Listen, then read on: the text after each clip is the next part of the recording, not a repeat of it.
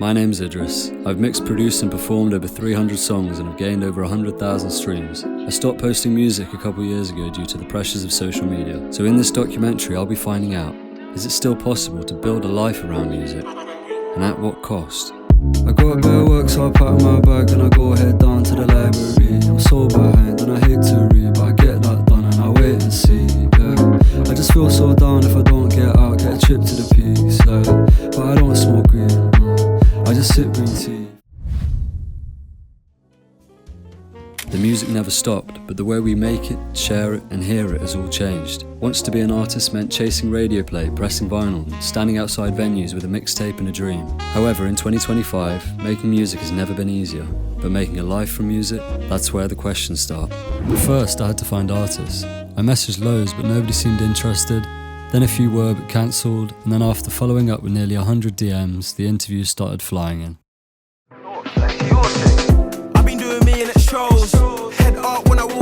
So Whose Tracks? I'm a artist, producer, creative director and all-round student of life.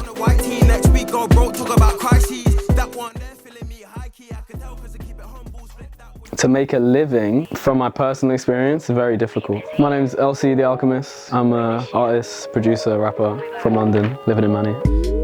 Slowly, I said, go, you know my name. Came here 5 years ago to study electronic music production, and that's where everything really opened up to me, and I was like, yeah, this is what I'm supposed to be doing for real. To make money sporadically, it comes. For me to be able to comfortably live off music is very difficult right now. But at the same time, it's easier than ever to go from ground zero to 60 grand for a club performance off a few TikToks. My mum was a singer, and when she was coming up, you had to drop the CDs and the vinyls to record stores yourself. If you're an artist, you can blow up quickly off one song, but if you're like a producer like me, you rely on artists using your beats to make your money. I'm Bill Blunt, I'm a producer from Manchester.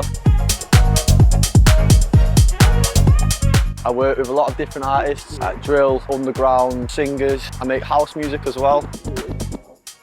Everyone in the Nan's a rapper, a singer, a producer, a DJ. So it's so hard to fight through and show your talent amongst this saturated field of so many people trying to do the same thing. The most money I've made off music is off selling to businesses, or also just through streaming as well. How much have you made from Spotify yourself? Probably like 4 grand. That's since like 2019 though. The most I've made about 1,000 in my whole career. It's like pocket change. I've got quite a big track that I feature on with Vibe Chemistry. That's on 43 million, and that's still pitting from that. Spotify alone streams probably like 500k, but then I'd say over 100k across different platforms as well. I've got over 1 million on my own personal catalogue. I think Life as a Game is nearly on 200,000 streams. Really and truly, if I kept my momentum the whole way through, I would have been a lot better. The way you're making money is once you get in streams, you need to do live shows, because you can make the money off a live show that you'll be making off over a month of streaming.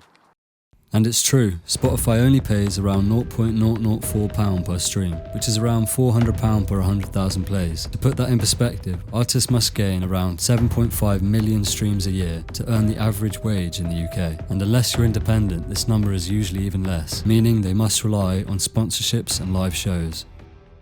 But there is other ways. Bandcamp. Bandcamp, beloved indie-centric music streaming and purchasing platform. Bandcamp is the way to go. I think Bandcamp's the way forward. So far ahead, I will leave them chasing the ace. My name is Wanda. Living in space. I am a producer, artist, songwriter, and leader of the first hip-hop female community in the North, Chester. They hating, but First female hip-hop community, should I say. the woman, they're just lying on a line. So a few shots and me leave them on the floor every time. Making money through streaming services is pain. But then on the other side, Bandcamp, I've made 3 times the amount in, say, a year and a half by selling it on Bandcamp, like £1 at a time for the track. And I've only really got under 1,000 followers, but I'm still making about 500 a month, 600 a month. That can really like rent me a house somewhere small that's not Manchester. I constantly see online how the music industry is toxic, especially for minorities and women, so I delved further to see what Wanda had to say. Toxicity in the industry. I've only started making money in music in the last 3 years. I had a manager that he tried to take me to court for $7,000. He was my manager 6 years ago, where I didn't get paid 1 penny for a show. But it shows how the industry is full of mad, snaky people. You get a lot of industry people trying to size you up, particularly if you're a woman in the industry. Toxicity would come from the comparing yourself to other side, the social media side that can get a bit ugh. If all your friends, all your contact, everyone in your life is in the music industry, oh my gosh, run.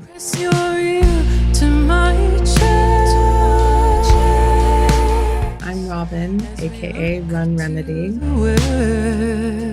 Keep your eyes out. Have you ever been in a situation where you'll meet a group of musicians at a gig or something, and one of them has brought a friend who's not a muso, and all the other musicians just totally ignore that person? They're like, this person doesn't matter because they can't bring me anything in my industry. And every single time I meet the person, I'm like, what do you do? You're a pharmacist? Tell me about that. You've got to keep one foot in the real world because it's where we all actually live. We finally have time for our worst.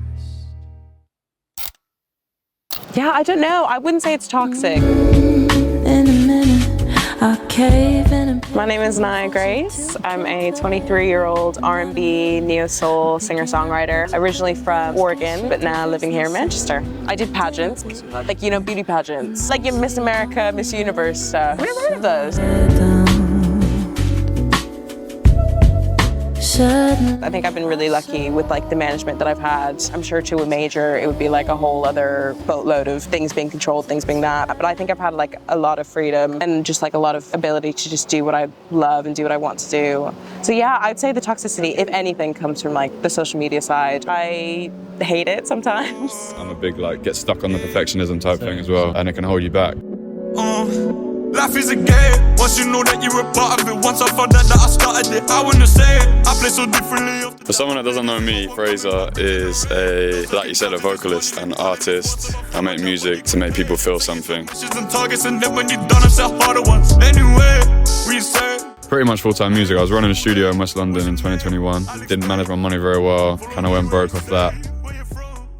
I've kind of learned to let go of caring so much because hardly even 10% of your followers are even going to see your post these days anyway. I'm a fan of music videos, big productions and really conceptual work. It's that era is almost gone. Seeing all of the pressure for an individual artist to become a social media influencer, I think that's the hot topic right now. You can put so much time and effort into something and that does not work because people like content that feels organic to the platform, which is someone sticking up their phone somewhere and capturing real life.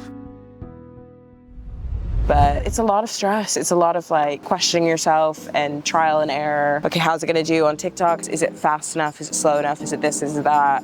And I think bang them out. If it don't work, just carry on. I think that's some great advice though. And so, due to social media, artists now often play the role of manager, social media marketer, booking agent, and performer all in one. Perhaps leading to less toxic interactions, but simultaneously putting pressure on anyone trying to build a brand for themselves. But with this increased pressure does come further freedom. Whipping my Citroen Nemo 814, I'ma push that speedo. The trick that you've used that's allowed you to take your music to the next level. Delusion. I got me a Nemo, check engine light, but I won't. Just deluding myself, being you can do it. You whip it insanely, whip it with ease. I'm an MC, I'm an artist, I produce, mix my tunes. That's about it, to be honest. When I started, I was looking to do a lot of collaborations. So I'd say just network as much as you can and collaborate as much as you can. Oh, I forgot the bar.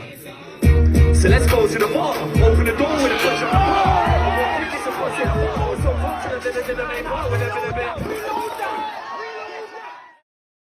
I then asked each of the other artists for some final advice.